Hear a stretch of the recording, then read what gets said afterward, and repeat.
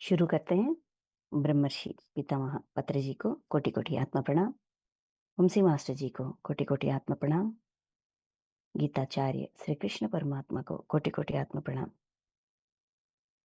ये 40 masters book के जरिए हमें बहुत सारे मास्टर्स को उनके उनके जरिए जो ज्ञान दिया गया है, ये सब हमारे पास लेकर आने वाले अरुणा मैडम को कोटि कोटि आत्मा प्रणाम। Thank you masters. तो आज का हमारा जो स्वाध्याय है, मैसेजेस फ्रॉम 40 मास्टर्स। ये एक साधक, एक ध्यानी को अपने साधना के जरिए, मतलब वो ध्यान करती है हमारी आनापाना सती मेडिटेशन 1992 94 इस वक्त, इस समय, उस समय में वो ध्यान, उन्होंने ध्यान सीखा है, धीरे धीरे ध्यान की है। अचानक उनको ऐसा दिखता था कि उनके सपनों में ऐसा दिखता था कि वो पेपर्स पेन्स ऐसा दिखाते थे। तो उन्होंने पत्री सर के साथ, वो पत्री सर से बहुत करीब थी वो मैडम, अरुणा मैडम। तो मुझे ऐसा दिखाई दे रहा है, ध्यान में भी दिखाई दे रहा है और सपनों में भी दिखाई दे रहा है। इसका मतलब क्या है मास्टर, ऐसा पत्री जी से उन्होंने पूछा। तब उन्होंने कहा कि ऑटो राइटिंग, वो मास्टर्स तुमसे वो ऑटो राइटिंग के जरिए मैसेजेस देना चाहते हैं। तो ऐसा सीखो, मतलब गेट रेडी फॉर दैट, ऐसा उन्होंने संदेश दिया था। मैं क्या करूं, मुझे इतना नहीं पता वो क्या, मैं क्या लिखूंगी, क्या करूंगी, ऐसा एक संशय में थी वो।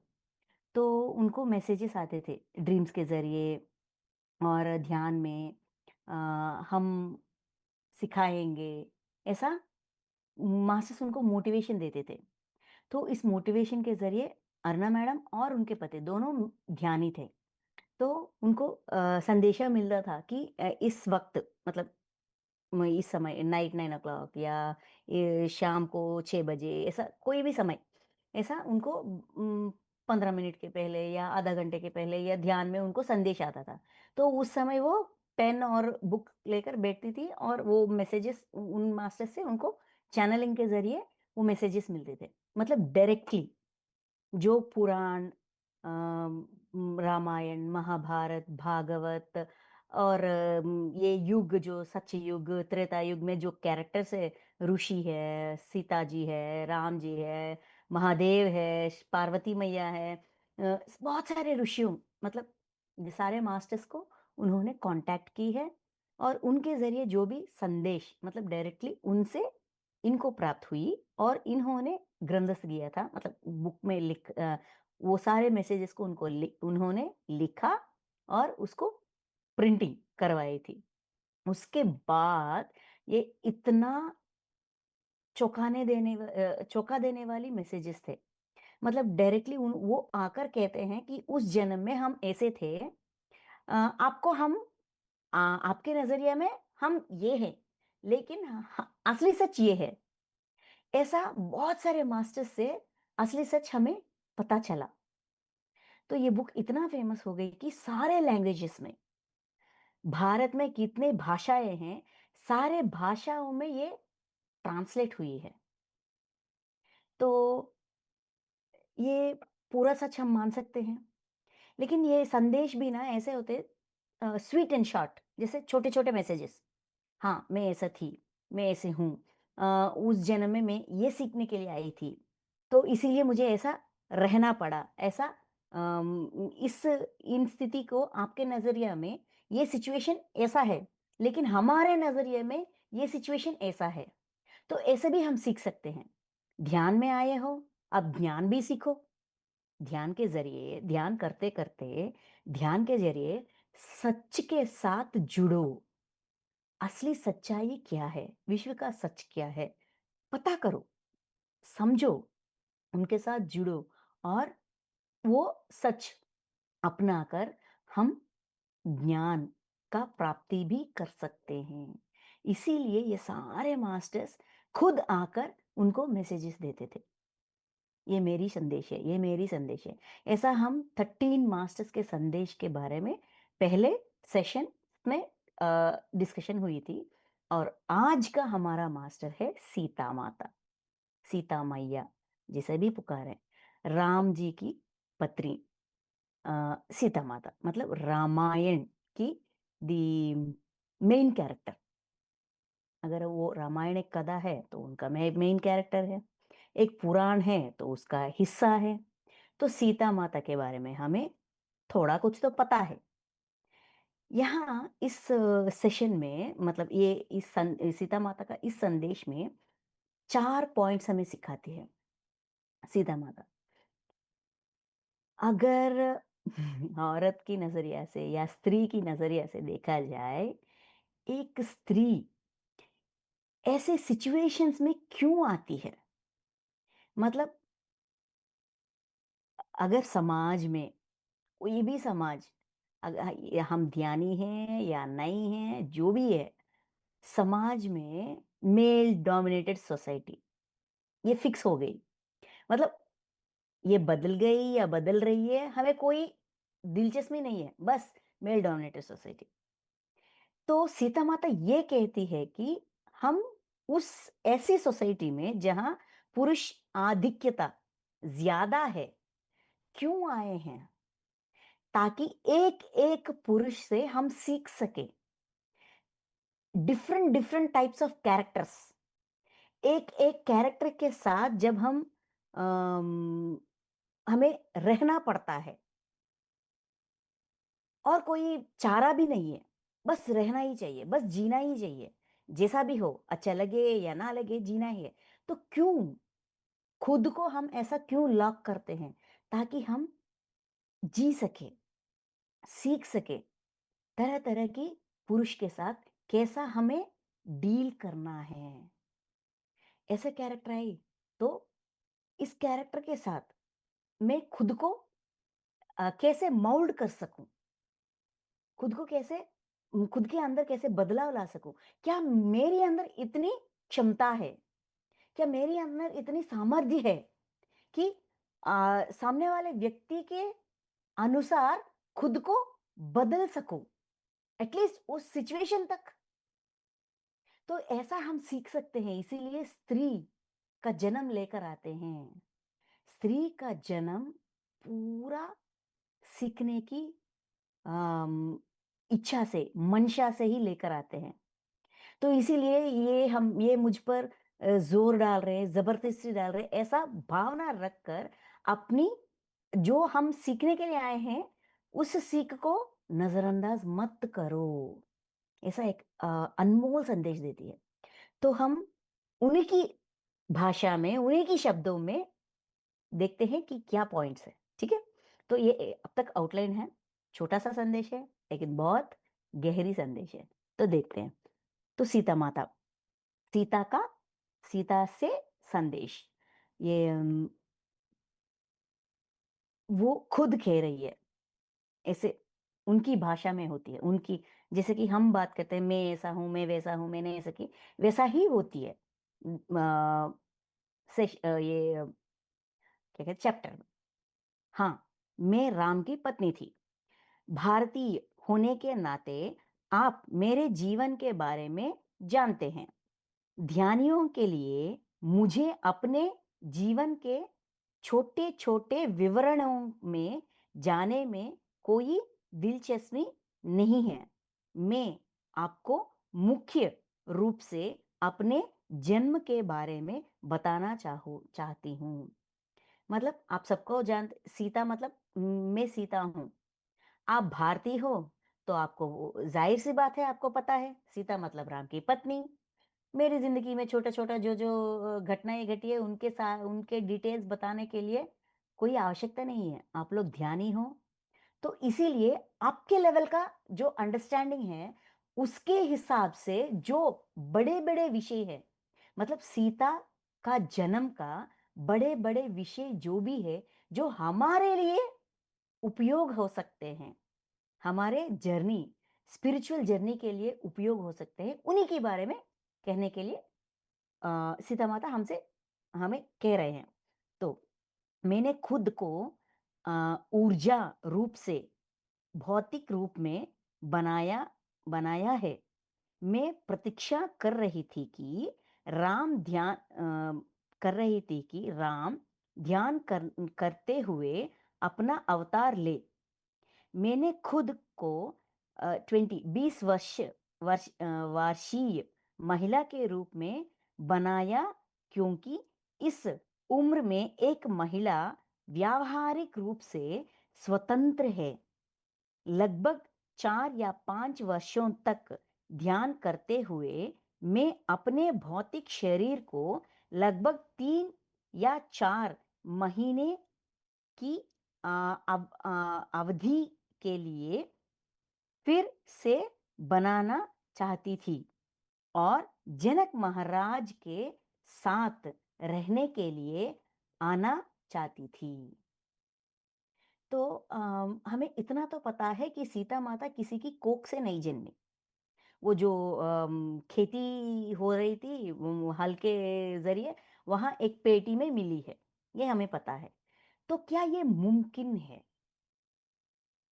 पुराण कथा है, हमने सुना, मान लिया, एक्सेप्ट तो कर लिया। लेकिन एक्सेप्ट करने के पीछे इसका सच क्या है? क्या ये मुमकिन है? सीता माता ये कह रहे हैं कि हाँ, मुमकिन है। किसी की कोख से ही मानव जन्म लेने की आवश्यकता नहीं है। अयोनिजा कहते हैं ना सीता माता को। ऐसे ही अयोनिजा बहुत सारे लोग हैं, जैसे कि गोदा देवी, जैसे कि बहुत सारे लोग। तो क्या ये मुमकिन है? तो सीता माता ये कह रहे, मैं खुद की राम अपने ध्यान पूरा करके उनका अवतार, उनका जन्म ले, तब तक मैं वेट कर रही थी। वेट करते हुए वो साधना में थी, ताकि वो छोटी बच्ची, 2 इयर्स, 3 इयर्स, 4 इयर्स, ऐसा छोटी बच्ची की तरह 20 इयर्स, मतलब यंग लेडी, एक युवक के रूप में जन्म लेना चाहती थी, प्रकट होना चाहती थी, क्योंकि उस एज में वो खुद इंडिपेंडेंट हो सकती है, अपना निर्णय खुद ले सकती है। कोई उन पर रोक टोक नहीं करेंगे। ये सारे रोक टोक से वो चाहती नहीं थी, बेसिकली वो नहीं चाहती थी। लेकिन उनका मंशा बदल गई थी। कब बदली? 3 से 4 वर्ष उनकी साधना चल रही थी, मतलब तपस्या कर रही थी, ताकि वो इन प्रकृति से खुद को ऐसा, खुद का शरीर का निर्माण करते करते वो ऐसा प्रकट हो सके। तब उनकी मन में ये इच्छा जगी कि वो जनक महाराज की पुत्री जैसा आए, जो इंडिपेंडेंट, मतलब स्वेच्छा के लिए 20 वर्षों की युवती जैसा अपने खुद को प्रकट करना चाहती थी। वो जनक महाराज की पुत्री बनना चाहती थी। क्यों? क्योंकि उनको पता था कि ये पिता के रूप में उनको पूरी स्वेच्छा, स्वतंत्र देंगे। उनकी उन्नति, मतलब उन दिनों में हमें ये याद रखनी चाहिए कि उस युग में, उस काल में, उस समय में बहुत सारे सामाजिक नियम होते थे। उस नियम का उल्लंघन कोई करता ही नहीं था। लेकिन श्रीरध्वज जनक महाराज, मतलब जनक इज वो एक फैमिली का नाम है। मतलब जैसे कि बहुत फैमिली नेम्स होते हैं ना, वैसा जनक। सीता माता का पिता का नाम था श्रीरध्वज जनक। वो उस फैमिली का सरनेम था, जैसे कि जनक। तो वो अपनी पुत्रियों के साथ, अपनी प्रजाओं के साथ, अपने सारे प्रजाओं को उनके उनको उन पर दबाव नहीं डालता था। उनको सिखाता था, धर्म सिखाता था, आध्यात्मिकता सिखाता था। उनकी क्या दिक्कतें हैं, क्या चाहते हैं, प्रजा को क्या चाहते हैं, वो खुद जाकर पता करके उनको कौन सी सुख सुविधाएं होने के लिए कैसा कष्ट करना चाहिए, सब सिखाते थे। तो इसीलिए जनक की पुत्री के रूप में जन्म लेना चाहते थे। इसीलिए 3 या 4 मंथ्स। 3 या 4 महीने की बच्चे के रूप में उन्होंने खुद को प्रकट किए थे। नेक्स्ट, मैं कभी किसी गर्भ द्वारा जन्म नहीं लेना चाहती थी। किसी गर्भ से मतलब किसी की कोख से जन्म लेना नहीं चाहती थी। मैंने गर्भ से बिना उम, प्रसव के अपने आप मैंने गर्भ से बिना प्रसव के अपने आप को एक भौतिक शरीर के रूप में बनाकर सीता की एक अनूठी विशेषता स्थापित करने की कोशिश की है। मतलब अगर हम जन्म लेना चाहते हैं, यही आवश्यकता नहीं है कि हम किसी की कोख से जन्म लें। अपनी साधना से, अपनी तपस्या से, अपनी शक्तियों से हम विश्व से मतलब अपनी ये जो प्रकृति है, ये मूल प्रकृति मतलब पंचभूतों से, ये शरीर पंचभूतों से बनी है। हम उनको उनके साथ उनसे कनेक्ट होकर मतलब पंचभूतों से कनेक्ट होकर हम जैसा शरीर चाहते हैं, जैसा जन्म लेना चाहते हैं, वैसा लेना मुमकिन है। ये एग्जाम्पल देना चाहती थी। इस सच्चाई को समाज में लाना चाहती थी। क्यों? क्यों लेना चाहती? क्यों इस सच्चाई को समाज के सामने लाना इतना आवश्यक समझा? ताकि मनुष्य सिर्फ अपने भौतिक जीवन ही सब कुछ है। इसके ऊपर हम एक आत्म पदार्थ है, हम जो चाहते हैं वो बन सकते हैं, कर सकते हैं। हमें अपनी दृष्टि आध्यात्म भौतिक से लेकर आध्यात्मिक में ट्रांसफॉर्म मतलब मोल्ड करना चाहिए। ये सच्चाई, इसका समर्थता मतलब आध्यात्मिकता की जो कैपेसिटी है, समर्थता है, वो समाज को दिखाना चाहती थी। इसीलिए उन्होंने ठान लिया कि वो अयोनिजा बनकर ही जन्म लेगी। इसीलिए इन्होंने ऐसा लिया है। ये फर्स्ट लेसन हमें प्राप्त हो रही है।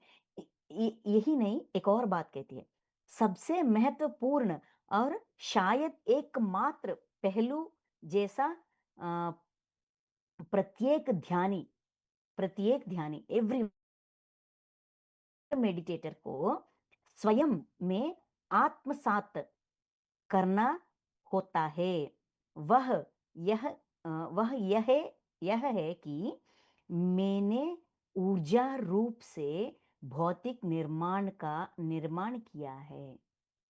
हमें अपनी साधना इतना ऐसा हमारी साधना ऐसा होनी चाहिए कि अपनी ऊर्जा से मतलब हमारी फ्रीक्वेंसी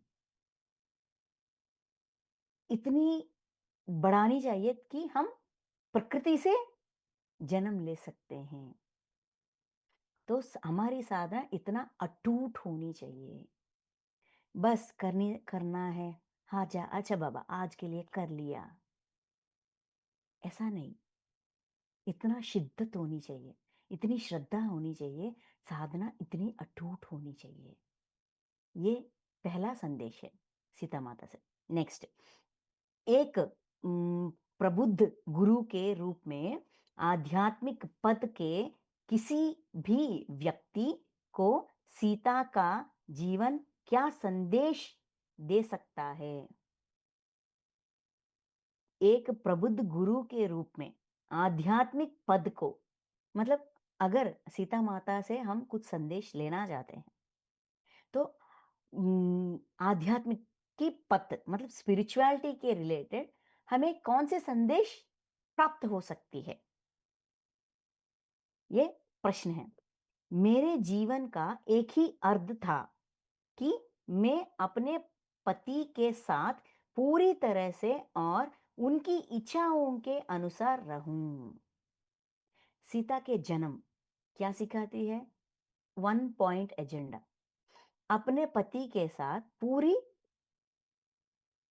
पूरी तरह से और उनकी इच्छाओं के अनुसार हमेशा हमारी अम, मंशा यही होती है कि मेरी इच्छा पूरी हो।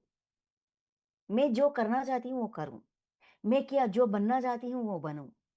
ऐसा मेरी इच्छा क्या है उसका ही इम्पोर्टेंस है हमारे ज़िंदगी में। लेकिन सीता माता वो जन्म इसीलिए ली है कि वो खुद से ज़्यादा अपने पति जिसको अपने लाइफ पार्टनर के रूप में स्वीकार की है, उनका इच्छाओं का महत्व देना, वो जैसा उनके मन में मेरी पत्नी ऐसा हो, ऐसा जैसा उनका मंशा था, वैसे जीऊँ।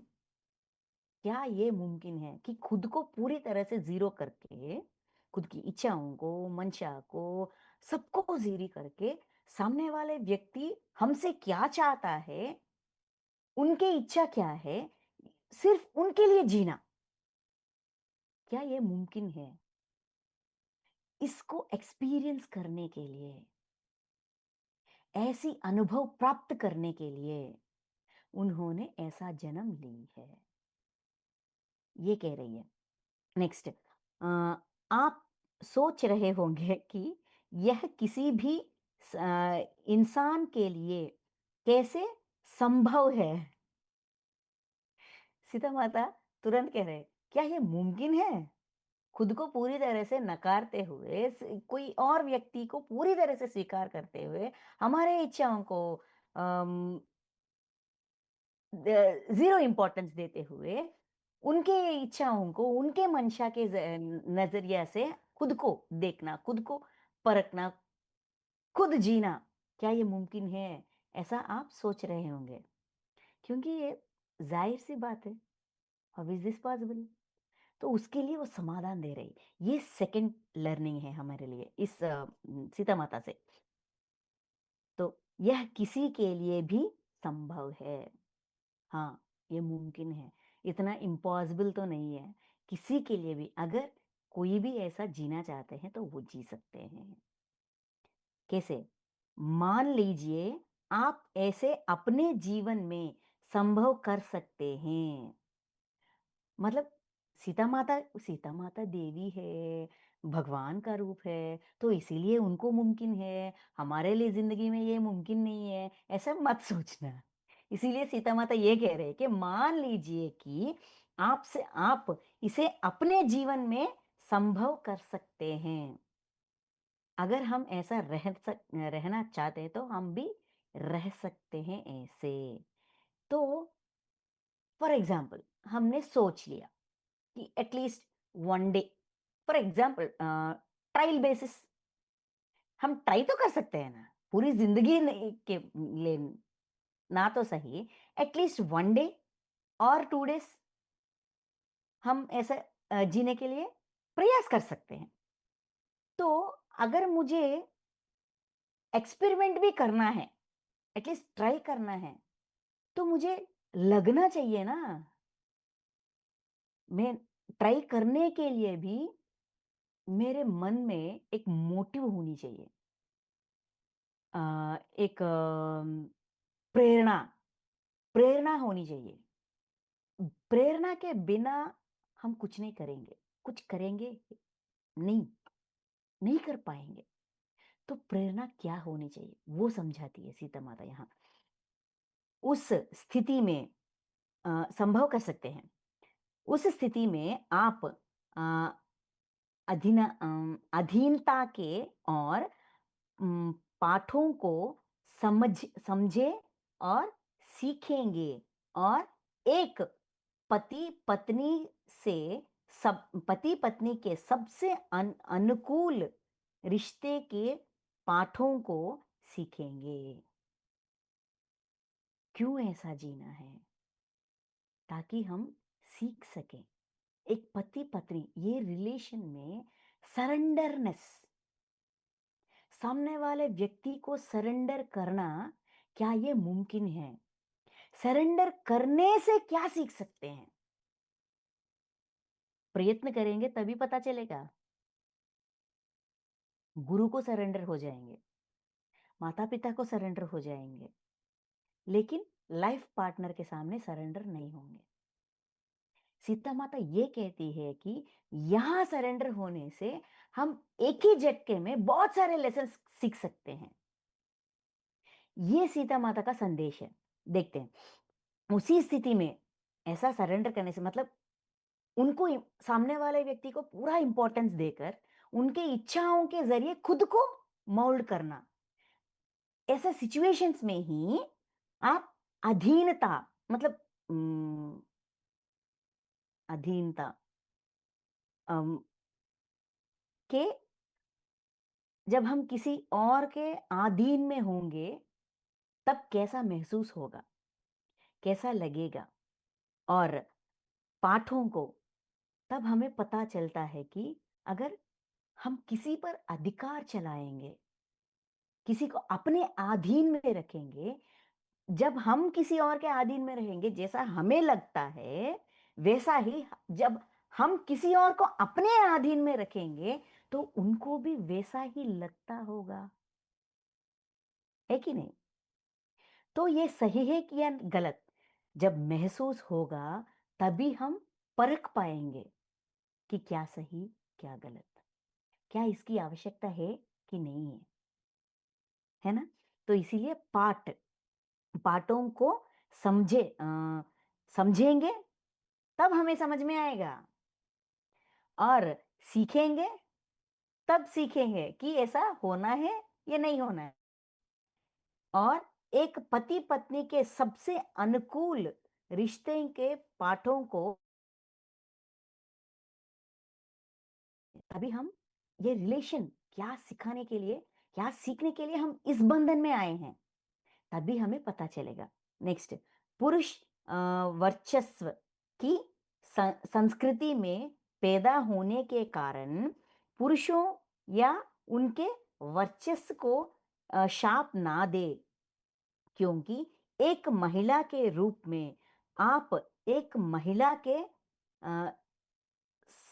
सबक सीखने सीखने आए हैं और अपने स्थितियों, अपने आसपास के पुरुषों या अपने परिवार पर शाप और बड़बड़ाने नहीं। या यदि एक महिला के रूप में आप उन पुरुषों के बाच सॉरी इन के बीच पैदा हुई है, तो जो मांग करना और हावी होना चाहते हैं, कृपया आप आप उनकी मांगों और उम, प्रभुत्व पर ध्यान दें, क्योंकि सीता के जीवन का सार यही था। अगर हम पुरुष आधिक्य समाज में जन्म ली है, जिस फैमिली में हमने जन्म ली है, उस फैमिली में पुरुष आधिक्यता मतलब उनकी ज़ोर है, ज़बरदस्ती है, उनकी बात का पालन ही करना चाहिए, ऐसा सिचुएशन है, तो क्यों जन्म ली है वहाँ? ताकि हम वो अनुभव प्राप्त कर सकें, ना कि उनको कोसो, श्राप दो, ये ऐसे लोग हैं, वैसे लोग हैं, ऐसा करने से वहाँ जो लर्निंग छुपी हुई है, जो सीख छुपी हुई है, वो हम सीख नहीं पाएँगे। हमारे आस-पास, अपने फैमिली में बहुत सारे तरह के मर्द होते हैं, पुरुष होते हैं। एक-एक पुरुष से हम एक-एक चीज़ सीख सकते हैं। इसीलिए स्त्री का जन्म लिया है, क्योंकि हमें बहुत एक ही जन्म में मतलब एक ही झटके में सारे पाठ सीखना है, इसीलिए जन्म लेते हैं। ये ना इस बात का एक प्रूफ भगवद गीता में होती है। विभूति योग में आखिरी आखिरी श्लोकों में स्त्रियों में क्षमा, धृति, धैर्य, सहन, ऐसा 6 से 8 क्वालिटीज बोलते हैं। ये मैं हूं, ऐसा कहते हैं परमात्मा विभूति योग में। मतलब स्त्री जन्म लिया है एक औरत से, हम हमें औरत से स्त्री बनना है, स्त्री एक शरीर नहीं है, स्त्री एक तत्व है, वो एक मार्ग है, एक सीखने की प्रदा है। हम औरत से स्त्री हमें औरत से स्त्री बनना है। अगर हम स्त्री हैं तो हमारे अंदर ये सारे दिव्य गुण, विभूतियां होनी चाहिए, तभी हम मतलब दिव्यत्व, क्या कहते हैं, एनलाइटमेंट, एनलाइटेंड बीइंग्स कह पाते हैं। वही बात यहाँ सीता माता कह रही, इसीलिए ऐसे पुरुषों के बीच आते हैं, एक एक पुरुष से एक एक लेसन सीखने के लिए मिलती है। इसीलिए मैंने ऐसा जन्म ली है, ताकि मेरे इर्द गिर्द कितने सारे पुरुष हैं उन सबसे मैं सीख सकूं। और और कहते हैं, मैंने अपने जीवन के दो अतिवादी व्यक्तियों से अधीनता का पाठ सीखा है। सीता माता की जिंदगी में दो दो अतिवादी व्यक्तियों, टोटली डिफरेंट मेंटालिटी। सीता माता की जिंदगी में तो दो मर्द है, मतलब दो पुरुष हैं, एक राम एक रावण। बोथ आर, दोनों लोग टोटली एक अ, तोल नहीं कर सकते दोनों के बीच में, है कि नहीं? तो क्यों आई है? क्योंकि उनसे अधीनता अधीनता का पाठ सीखूं मैं।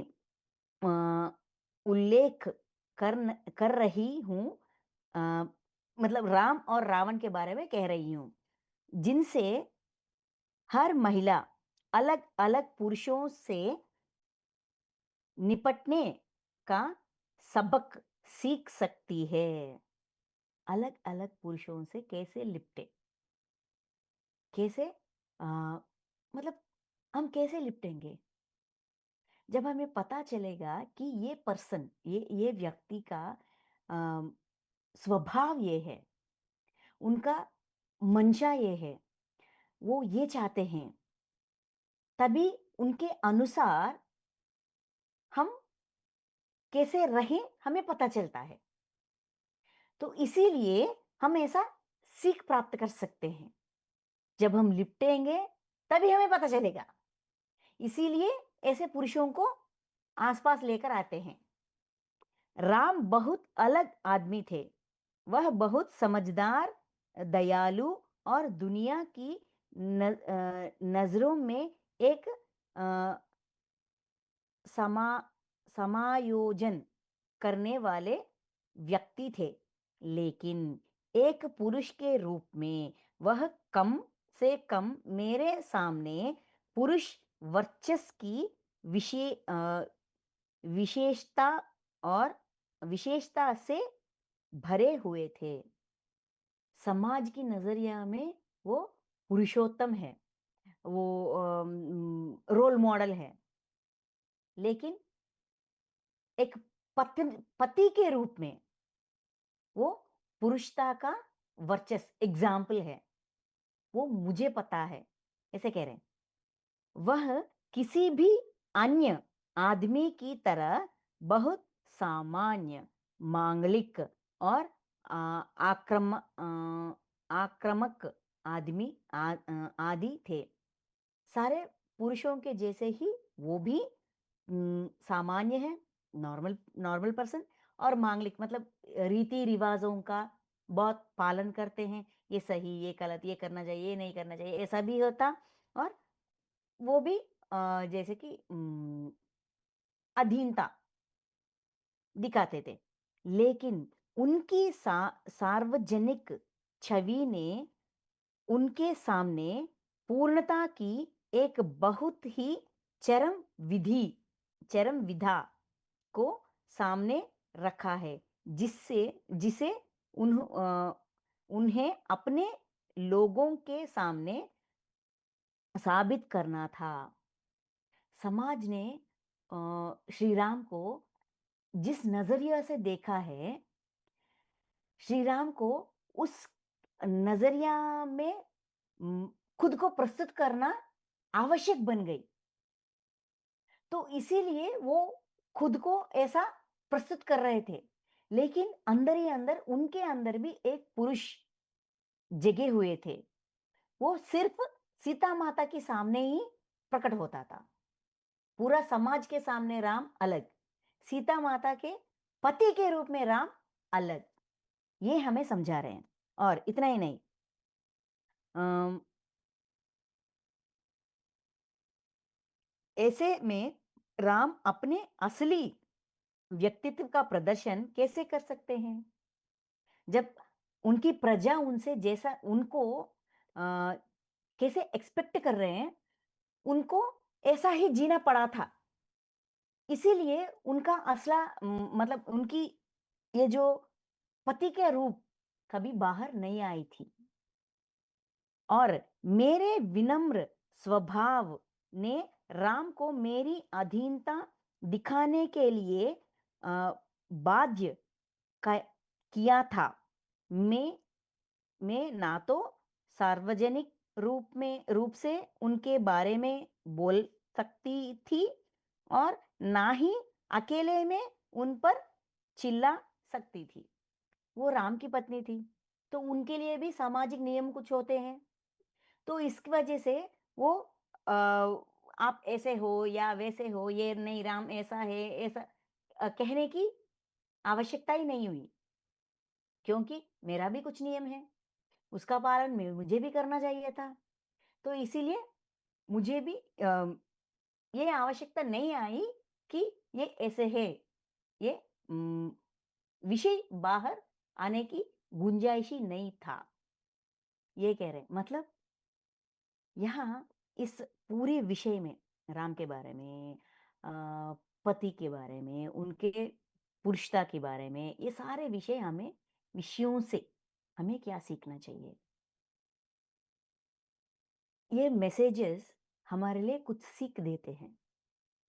उस सीख को अपनाकर हम अपनी ज़िंदगी को और उद्धार कर सकते हैं। हमारी चेतना को और विकसित कर सकते हैं।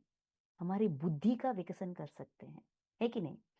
तो यहाँ सीता माता सारे औरतों को एक सीख दे रही है।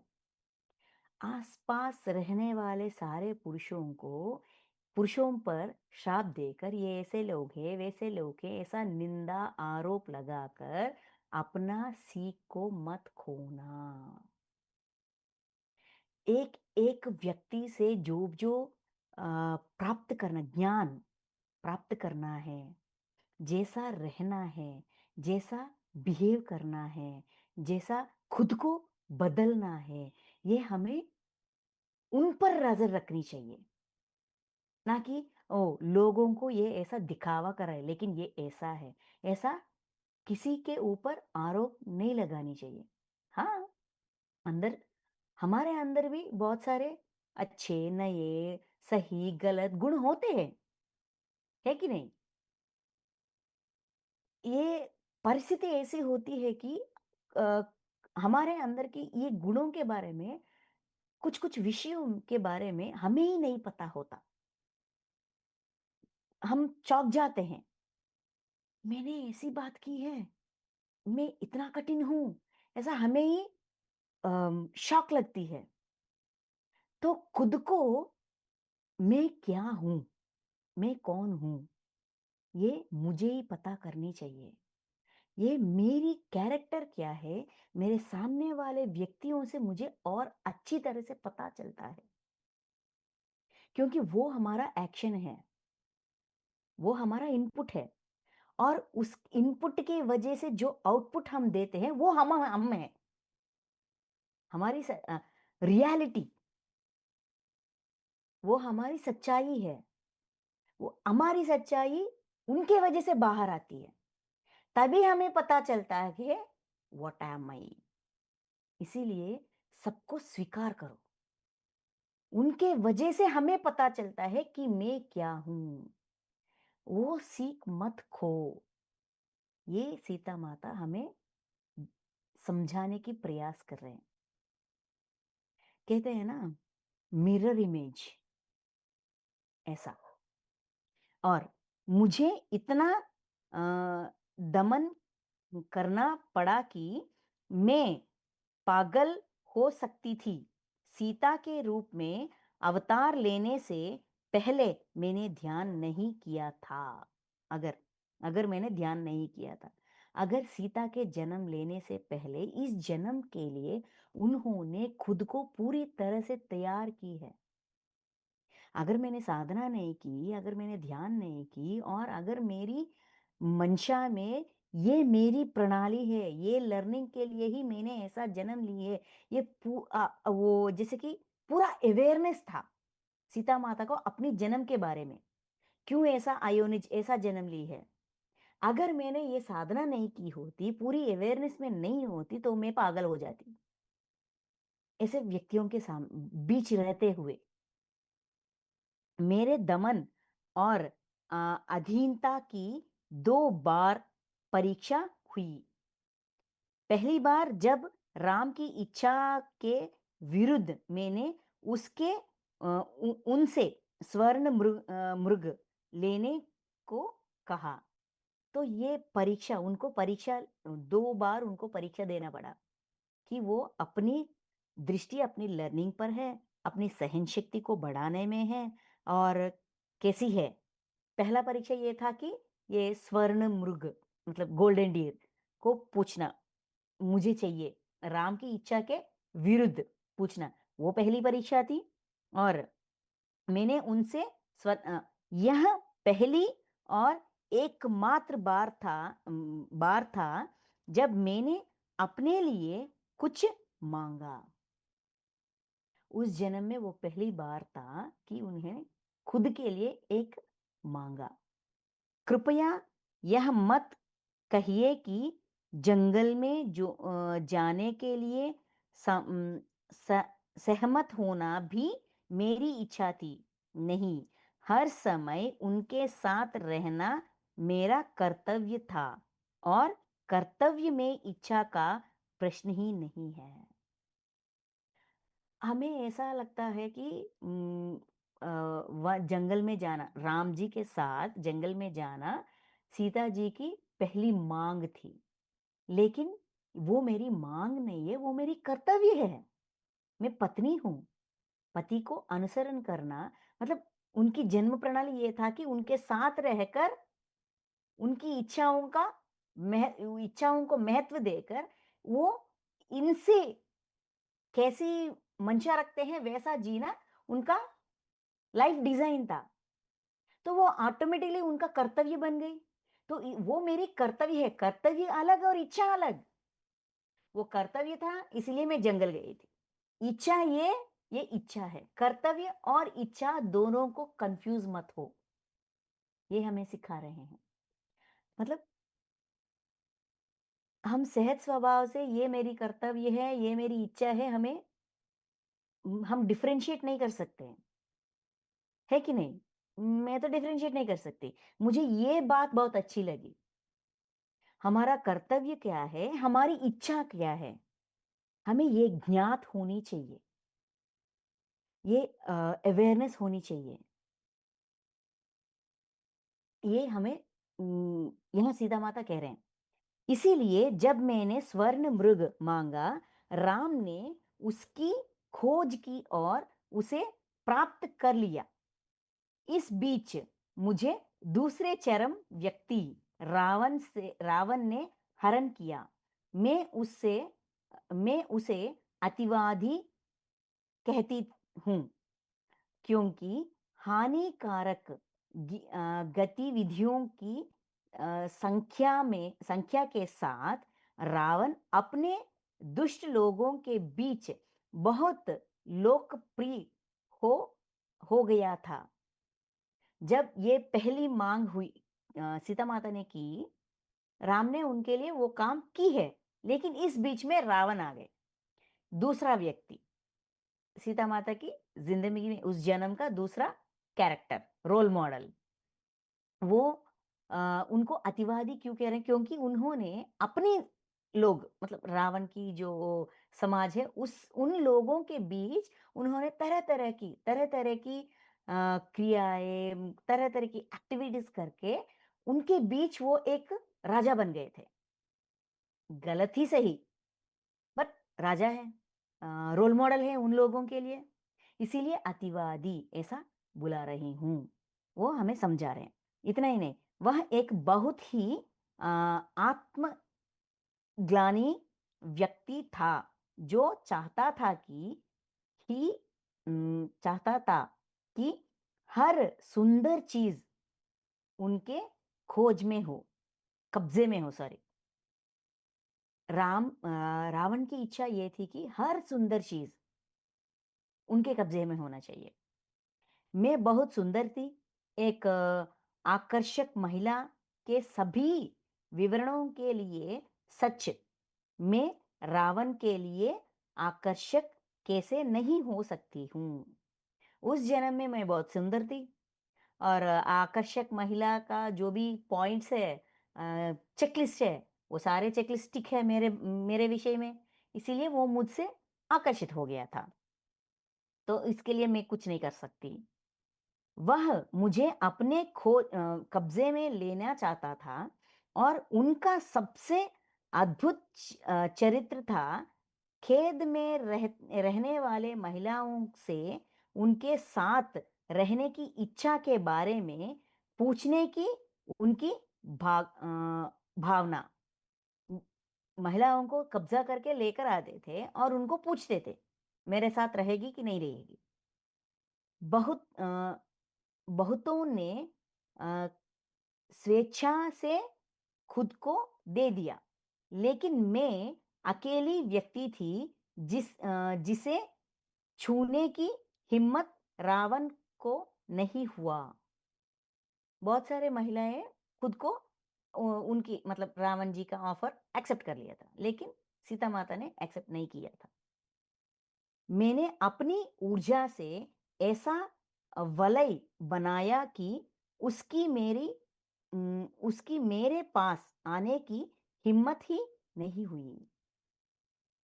सीता माता एक ध्यानी थी, एक साधक थी, एक आध्यात्मिक साधक थी।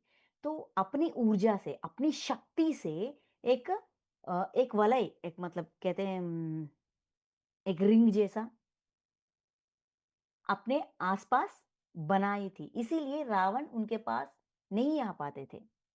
इतना ही नहीं, अ, विभीषण के बाद सबसे अ, उन्मत्त और महत्वपूर्ण विकसित आत्मा त्रिजटा थी, जिससे हमेशा लंका के नुकसान के स- अपने सपने के विवरण के साथ खा खारिज कर दिया जाता जाता है। उसकी चेतना को विकसित करने विकसित करना मेरा उद्देश्य था। रावण के रावण के महल में रहने के अलावा जितना संभव हो उतने राक्षसों को प्रबुद्ध करने की कोशिश करना। तो सीता माता, जब रावण उनको कुछ नहीं कर सकता था, सीता माता का ऊर्जा इतनी ऊंची थी कि वो खुद को प्रोटेक्ट कर सकती है। उनके रावण उनके पास ना आए ऐसा खुद रोक सकती है। तो वहां रहने की आवश्यकता क्या है? रावण लंका में एक विभीषण और दूसरा त्रिजटा, उनको हमेशा ये सपने आते थे कि रावण की लंका नाश हो रही है। तो सीता माता का एक और ड्यूटी वहां ओपन हुई है कि कितने राक्षसों को हो सके उतने राक्षसों को एनलाइटन कर सके, उनको सच्चाई के इस मिथ्या का उस अंधेर से सच्चाई का रोशनी में लाने के लिए कितना हो सके उतना प्रयत्न करूं, इस मंशा से वो वहां रह रही थी।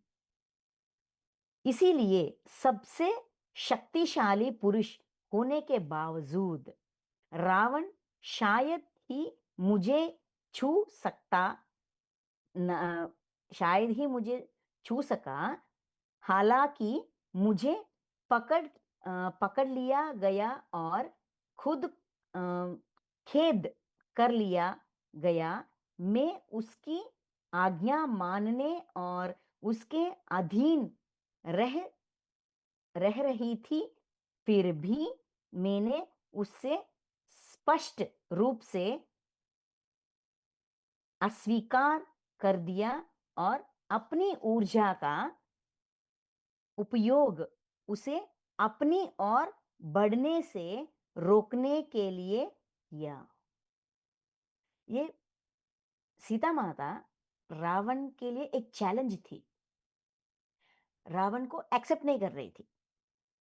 वो उनको सीता माता को कुछ डैमेज करे, कुछ नुकसान पहुंचे, ये भी नहीं कर पा रहा था। वो कुछ भी नहीं कर पा रहा था। उनका शक्ति, उनका सामर्थ्य, जितने लोग, उनके सारे लोगों के सामने वो हीरो था, लेकिन सीता माता का कुछ बिगाड़ नहीं पाता था। रावण के लिए एक चैलेंज बन गई। तो इतना स्ट्रिक्ट सीता माता क्यों थी? ताकि रावण जी को ये भी पता चले कि इससे आगे भी, सिर्फ यही नहीं, इससे आगे भी कुछ ऊर्जाएं हैं, कुछ शक्तियां हैं, या कुछ क्या कहते हैं, ज्ञान, प्रकाश है, जो प्राप्त करने के लिए अभी नेक्स्ट स्टेप ये लेना चाहिए। ये क्या कहते हैं, ये अवेयरनेस रावण के दिमाग में, दिल में जगे। इसीलिए वो ऐसा वो कुछ बिगाड़ नहीं सकता, ऐसा भी कुछ है, ये दिखाना चाहती थी, समझाना चाहती थी। आप में से आप में से प्रत्येक प्रत्येक के पास मौजूद सबसे अद्भुत भौतिक साधन दिमाग का उपयोग करे और अपने कर्तव्य में खुद को अलग करे। हमारे सबके पास एक अद्भुत चीज है, हमारा दिमाग, इंटेलिजेंस। हमारे दिमाग से हमारा कर्तव्य क्या है, हमारा इच्छा क्या है, हमारी डिजाइन क्या है, हमें उन पर दृष्टि रखनी चाहिए और पता करनी चाहिए। जाने की जाना कि आपने अपने आप को कहाँ देना है, आवश्यक सब सबक सीखें और जाने कि अपनी स्वतंत्रता कहाँ दिखानी है। अपने इंटेलिजेंस से कैसे परिस्थितियों में कैसा रहना है, कहाँ, देखिए, अपने आप को कहाँ देना है, मतलब कहाँ समर्पण करना है। आवश्यक सबक सीखें, जब सीखने की वक्त है तब सीखना है। जहां सरेंडर होना है वहां सरेंडर होना है। यहां देखिए, राम के सामने पूरा सरेंडर, रावण के सामने नो सरेंडर। रावण से क्या सीखना है वो उन्होंने सीखा है, राम से क्या सीखना है उन्होंने सीखा है, कहीं भी सीख नहीं छोड़ा। तो ये कह रहे अपने दिमाग को ऐसा इतना चतुर बनानी चाहिए कि वो तुरंत पता कर सके कहाँ कैसा रहना है, कहां से क्या सीखना है, किससे क्या सीखना है, वो कहां कब आचरण में रखना है। अपने सभी अ, स, अ, स, संस, संसाधनों और ऊर्जा का उपयोग अपने जीवन के डिजाइन के अनुरूप अच्छी तरह से करे और देखे कि यह आपके वर्तमान जीवन के डिजाइन को सफल बनाए। ये सारी साधना, ये सारी इंटेलिजेंस, दिमाग, सीख, कहा किसके लिए? ये पता करने के लिए कि हमारी जन्म प्रणाली, लाइफ डिजाइन क्या है, उसके अनुसार मैं जी रही हूं कि नहीं जी रही हूं, और मैं क्या कर रही हूं। एवरी मिनट अवेयरनेस, ये अवेयरनेस हमें होनी चाहिए। हमारी साधना, हमारी ऊर्जा हमें इस मार्ग पर लेनी चाहिए, लेकर जानी चाहिए। हमारा डायरेक्शन उधर होनी चाहिए। यही एकमात्र और अंतिम संदेश सीता का आप सभी को है। यही सीता माता का सीता माता हमें यही संदेश, एकमात्र संदेश है। इस जीवन को योजना के अनुसार अच्छी तरह से जीने के लिए आपको एक ध्यानी होने की आवश्यकता नहीं है। आपका अं, अं, अंतर्ज्ञान आपको बताएगा कि आप सही तरीके से जा रहे हैं या नहीं। सिर्फ ध्यानी होने की आवश्यकता भी नहीं है। अगर खुद को अपनी अंतरंग से, मतलब अगर हम खुद पर गौर करें, मतलब पूरी श्रद्धा रखें या खुद को जानने की प्रयास करें, एटलीस्ट अपनी अंतरंग क्या है ये सोचने की क्षमता हम करें, तब हमें पता चल जाएगा कि मेरी डिजाइन क्या है, मेरी जन्म की प्रणाली क्या है। हमें जरूर पता चलेगा।